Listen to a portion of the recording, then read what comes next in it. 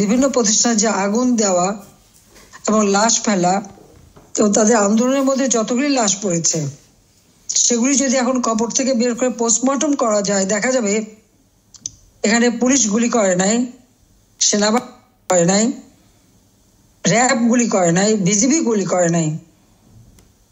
সেখানে এমন এক রাইফেল ব্যবহার করা হয়েছে, বুলেট ব্যবহার করা হয়েছে, যে বুলেট সেটা ইউনূসের যে উপদেষ্টা স্বরাষ্ট্র মন্ত্রণালয়ের দায়িত্বে ছিলেন সাখাওয়াত সাহেব, তিনি নিজেই একজন সেনাবাহিনীর লোক, কাজী অফিসার, তিনি জানেন এবং তিনি সেই বুলেট দেখে বলেছেন এটা 7.62 বুলেট, এই বুলেট পুলিশ ব্যবহার করে না বা আমাদের কেউ ব্যবহার করে না। সেই গুলিতেই তারা মারা গেছে। এবং যখন এটা মিছিলের মধ্যে তারা ছিল, সেখানে কোন পুলিশ ছিল অনেক দূরে, হঠাৎ একটা গুলি লেগে মারা গেল, সেটা কিভাবে হয়? আর আবু সাইদের ব্যাপারটা যদি আমরা বলি, তা বলছে পুলিশ গুলি করেছে। হ্যাঁ, পুলিশকে যখন আক্রমণ করেছে, পুলিশের পক্ষ থেকে কখন কোন পদক্ষেপ নেওয়া হবে সেই নির্দেশিকা পুলিশের কার্যক্রমের মধ্যে দেওয়া থাকে, তাদের কার্যপ্রণালীতেই থাকে, সেটা আইনও দেওয়া আছে যে কখন কোন অবস্থায় তারা কোন অ্যাকশনে যাবে। তারপরে আমাদের পুলিশ বাহিনী যথেষ্ট ধৈর্যের পরিচয় দিয়েছে। তখন আমি বলবো অনেক ধৈর্যের পরিচয় দিয়েছে, কিন্তু এই ধৈর্যের পরিচয় দিতে যেয়েই তাদের উপরে আরো বেশি আঘাত। তো তাদেরকে পরিকল্পিতভাবেই হত্যা করা হয়েছে। এমনকি গণভবনে ডিউটি করতো, আমার ডিউটিতে যে পাইলট পুলিশ ছিল বাড়ি, তাকে সেখানে মেরে ব্রিজের কাছে ফেলে রেখেছিল। যখন এখানে ডিউটিতে আসে না, খোঁজ নিয়ে দেখা গেল যে তাকে ওখানে হত্যা করা হয়েছে। এইভাবে তারা পরিকল্পিতভাবেই মেরেছে এবং সে কথাটা তারা নিজেরা স্বীকার করেছে। এটাই হচ্ছে সব থেকে মানে দুর্ভাগ্যের বিষয়, যে তারা আন্দোলন করবে, তাদের কোনো কিছু নেই, তারা এভাবে মানুষ খুন করবে। এটা কোন ধরনের কথা? একদিকে আগুন দিয়ে জ্বালানো আর একদিকে লাশ ফেলা। আবার এই পুলিশ হত্যায় বিএনপির এক নেতা সিরাজগঞ্জের, সে বলেছে যে পুলিশকে মেরে নাকি কোমর ভেঙে দিয়েছে, যার জন্য আর পুলিশ কোনো কিছু করতে পারেনি। সে সাথে আর একটি দল, কোন এক ইসলামিক আন্দোলনের নেতা, সেও আবার বলেছে, দাবি করছে যে তারাই পুলিশ মেরেছে। তার মানে কি, যারা মানুষের জীবনে নিরাপত্তা দেবে তারাই হয়ে গেল এদের শিকার, তারাই হলো এদের মানে লক্ষ্যবস্তুতে পরিণত হয়েছে। সব থেকে দুর্ভাগ্য যে যে ক্ষমতা নিল, 15 তারিখের থেকে যারা যে ধ্বংসযজ্ঞ শুরু করে দিল এই ছাত্ররা, সমন্বয়করা, এবং বিভিন্ন জায়গায় তারা জ্বালাও পোড়াও, অগ্নিসন্ত্রাস, থানা আগুন দেওয়া, লুটপাট, বাড়ি ঘরে আগুন দেওয়া, ব্যাপকভাবে যাওয়া শুরু করে দিল, পুলিশের উপর যখন আক্রমণ শুরু করে দিল, এরপর থেকে তো এই ঘটনা চলতেই থাকলো। আর কি দুর্ভাগ্যের বিষয়, যে পুলিশগুলিকে হত্যা করলো, আমাদের অগণিত আওয়ামী লীগ নেতা কর্মীকে হত্যা করেছে, 14 দলের নেতা, সাংবাদিক, সাংস্কৃতিক কর্মী, আইনজীবী, সব শ্রেণী পেশার মানুষের উপরেই তারা হামলা করেছে এবং হত্যা করেছে। সেখানে এতে কোনো বিচার হবে না।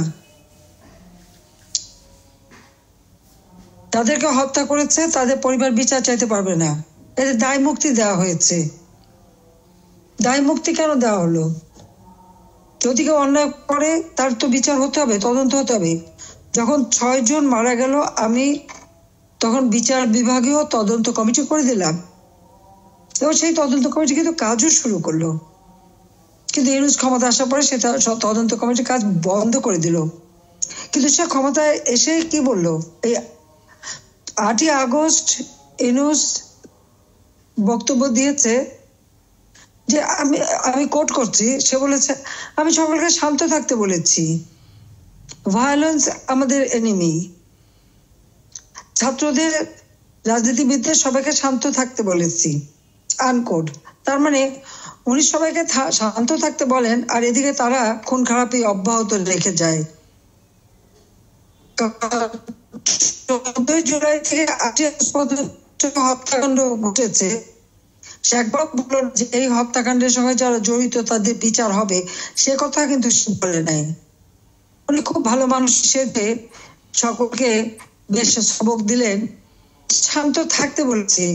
উনি শান্ত থাকতে বলেন আর তার এই সন্ত্রাসী গ্রুপ হত্যাকাণ্ড চালিয়ে যায়। 15ই জুলাই থেকে যারা এই সমস্ত ঘটনা ঘটালো তাদের যে বিচার করা হবে সে কথা কিন্তু সে একবারও বলে নাই। অথচ আবার 8ই অক্টোবর 2024 সে কি বলল যে হত্যা ও মব জাস্টিস থামাতে পারা যাবে না। কেন থামাতে পারবেন না? যখন ক্ষমতা নিয়েছেন তখন অবশ্যই এই ধরনের অবিচার, অন্যায় বা কেউ যদি আইন হাতে তুলে নেয় তাদের থামানোর দায়িত্ব তো আপনার। অবশ্য উনি আবার এটাও বলছিলেন যে উনি রাষ্ট্র চালাতে ব্যর্থ, উনি তার কোনো অভিজ্ঞতা নাই, তিনি রাষ্ট্র চালাতে পারেন না। সে কথাটা তিনি অনেক আগেই বলেছিলেন।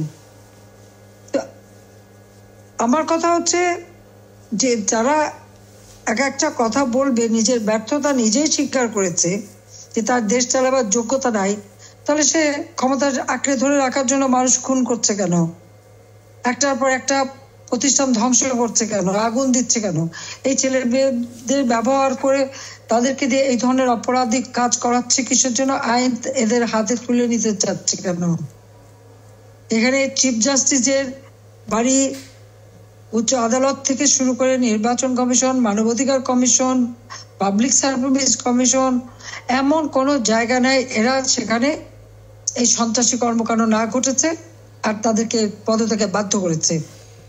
এটা কি করে হয় যে একটা বিচার বিভাগের উপরে ছাত্র নামধারীরা যে হামলা করবে আর প্রধান বিচারপতি সহ বিচারপতিদের পদত্যাগ করতে বাধ্য করে নতুনভাবে করবে? এটা কি ধরনের কাজ? একটা রাষ্ট্র পরিচালনার ক্ষেত্রে আইনসভা, বিচার বিভাগ এবং নির্বাহী বিভাগ, এই তিনটার সমন্বয়ে রাষ্ট্র পরিচালিত হয়। কিন্তু আমরা দেখলাম সাহেব কি বলছেন, উনি তো দেশ চালাতে ব্যর্থ, সেটা নিজেই বলেছেন, তার যোগ্যতা নাই। আর তার এই অযোগ্যতার ফলাফলটা কি? উচ্চ আদালতে হামলা, সংসদ ভবনে হামলা, এক্সিকিউটিভ অর্থাৎ আমাদের সচিবালয়ে আগুন, আর গণভবন তো আগুন, লুটপাট। এটা তো পরিকল্পিতভাবে। সব থেকে দুর্ভাগ্যের বিষয় যে বঙ্গবন্ধু ভবন, যেটা বঙ্গবন্ধু স্মৃতি জাদুঘর, আমরা দুই বোন, বাবা, মা, ভাই সবই তো আমরা হারিয়েছি। ওই বাড়িতেই সবাইকে নির্মমভাবে হত্যা করা হয়েছে। সেই রক্তের দাগ তো এখনো ছিল ওই বাড়িতে। সে বুলেটের ক্ষত চিহ্ন ওই বাড়িটাই বহন করে যাচ্ছিল। আবার সে 71 সালে এই বাড়ি থেকে জাতির পিতা বঙ্গবন্ধু শেখ মুজিব স্বাধীনতার ঘোষণা দিয়েছেন। আর ঘোষণা দিয়েছেন বলেই তো আমরা স্বাধীনতা পেয়েছি। আমরা দুই বোন তো 75 এই হত্যাকাণ্ডের পর এই বাড়ি আমরা তো ভোগ দখল করিনি, আমরা জনতাকে দিয়ে দিয়েছিলাম। বঙ্গবন্ধু মেমোরিয়াল ট্রাস্ট করে এই সম্পত্তি জনগণকে দান করেছিলাম। যদিও আমাদের দুই বোনের ঢাকা শহরে কোনো নিজস্ব বাড়ি ঘর থাকার জায়গা ছিল না, তারপরেও কিন্তু আমি এটা জনগণকে দিয়েছি। আমরা দুইজন এই জন্য যে আমার বাবা হচ্ছে এদেশের মানুষের জন্যই সারাজীবন রাজনীতি করে গেছেন। আর এই বাড়িতে তো সব পরিবারকে হত্যা করা হয়েছে, কাজে এটা মানুষের জন্যই থাকবে। সেই বাড়িটাও পুড়িয়ে দিল। এটাও তার কি তার ওই পরিকল্পিত ভাবেই করা, তার সেই মেটিকুলাসলি ডিজাইনের অংশ। আজকে পুলিশের উপর যে জুলুম অত্যাচার বা সাধারণ মানুষের উপরে যে জুলুম অত্যাচার, এটা আসলে কোনো মানুষ সহ্য করতে পারে না। যারা আপনজনকে হারিয়েছে তারা বোঝে এই কষ্টটা কি।